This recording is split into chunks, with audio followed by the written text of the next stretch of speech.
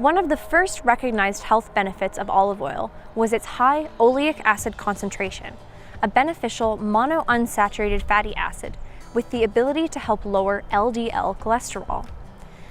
LDL, or low-density lipoprotein, is known as the bad cholesterol, and it gets transported to the arteries where it can build up in artery walls and lead to increased risk of developing some cardiovascular diseases. Now, cardiovascular disease refers to the class of diseases that involve the heart or blood vessels, and they are the leading cause of death in all regions of the world except for Africa. Common examples of cardiovascular disease include angina and myocardial infarctions or heart attack, stroke, and heart failure, among others. The majority of cardiovascular diseases are preventable by managing factors such as diet, exercise, exposure to tobacco smoke, and alcohol consumption. One of the greatest ways you can modify your diet to help reduce risk of cardiovascular disease is to boost your intake of fruits and vegetables, decrease sodium intake, limit red and processed meats, and focus on the quality of fats that you're eating. Now, I say the quality of fats because fats are a very important part of one's diet, and trying to just cut them out completely is unsustainable and can be really dangerous.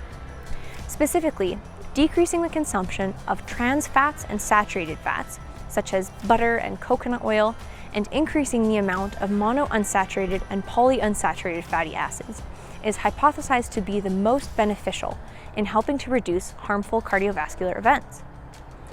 So as I mentioned, monounsaturated fatty acids, like that oleic acid in extra virgin olive oil, can help reduce your LDL cholesterol. In turn, this change can help reduce your risk of atherosclerosis.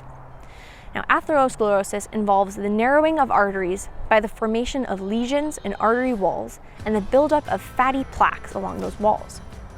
As that plaque builds, the pathway for blood flow becomes more and more narrow, which leads to increased blood pressure and a decreased ability to get oxygen-rich blood to the body.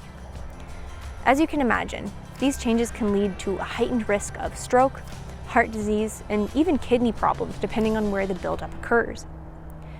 Lower incidences of cardiovascular disease are recorded in Mediterranean countries, where extra virgin olive oil is consumed in greater quantities than in other world regions.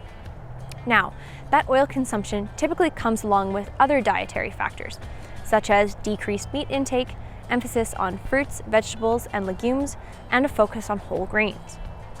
These changes all act in tandem to help reduce some of the risk factors that contribute to cardiovascular disease, such as blood pressure, inflammation, blood sugar, and serum cholesterol levels. So, that being said, simply adding a whole bunch of extra virgin olive oil to your diet without addressing other risk factors in your life won't be enough of a change to help lower your risk of cardiovascular disease.